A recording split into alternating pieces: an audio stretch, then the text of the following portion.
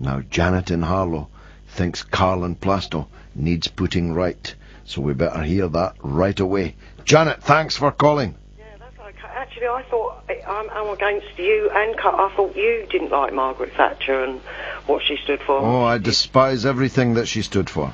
Oh, right. Well, just different. I started work in the early 70s and early 80s. After 10 years of work, I went to get a mortgage and I couldn't get one at all. I did have a good deposit and everything, but if you was a man in those days, you seemed to get a mortgage. I don't know whether it's if you had a wife working, but a woman on her own couldn't get a mortgage. Yeah. Now, when Margaret Thatcher come in, I told my sister, I told my mum, I told everybody to vote for Margaret Thatcher. And lo and behold, she got in and I was able to buy a house. I was told I didn't have enough money, even though I was working.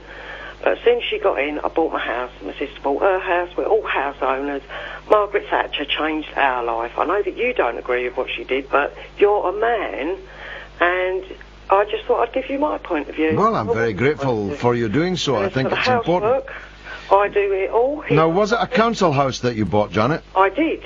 Yeah, well, you see, that's a rather more moot point, you see. First of all, you were able to buy your council house because you got a massive discount at the expense of the rest of us, because those houses were owned... What do you mean the rest of them? Well, I'm about to explain to you. Okay. Because those houses were owned by all of us, and our taxes not only went to pay to build them, but actually continued to shoulder the interest charge on the money that was borrowed in the beginning to build them, for many, many years after you had actually bought them, and they were no longer available to our sons and daughters who might need a council house, but couldn't get one because people had bought them all.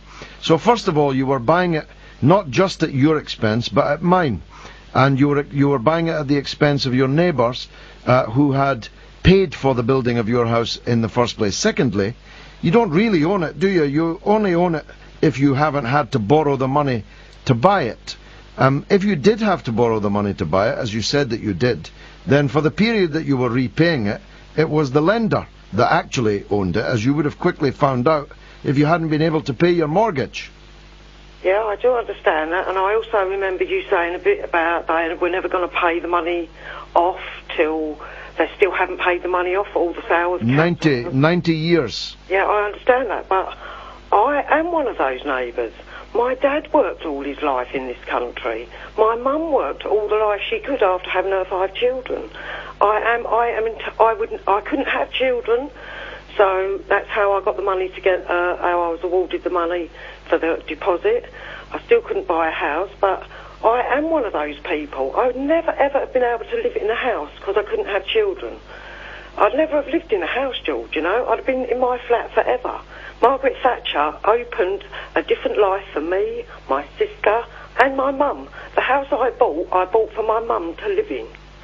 So it's brilliant. I love listening to both you and Carl every week. I think it's brilliant, but you just, every now and again I think you just don't understand what she did for us. Well, what about what she did for other people, Janet? What about what she did for the miners, for example, and their families? And I really suggest that if you wear an apron, George, it's only for cooking. You should get yourself a dishwasher. I was 38. I thought, why am I washing up? You need a dishwasher, man. And get the woman to clean your clothes if you don't want to wear an apron. Well... Thank you very much for the conversation. I'm off now. I'll let somebody else get on. All right, Janet. Thank you very much. Bye. Thank you. What an interesting turn that conversation took.